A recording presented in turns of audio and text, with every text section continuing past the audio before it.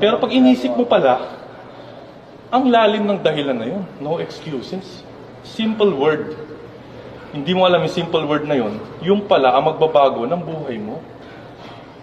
No excuses. Buhatin mo na. Ayan, huwag ka na mag-isip. Yeah. Huwag ka na mag-isip. Basta buhatin mo.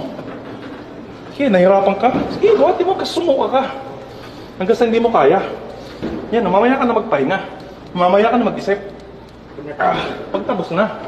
Para pag napag-isip ka, doon mo marirealize na, uy, successful na pala ako. Kasi hindi ako nag-iisip eh. Basta ang alam ko lang, goal ko, focus.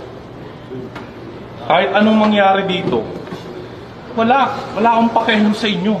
Pag may taong hindi makakasama, iwan. Kahit pamilya mo pa. Dapat walang negativity.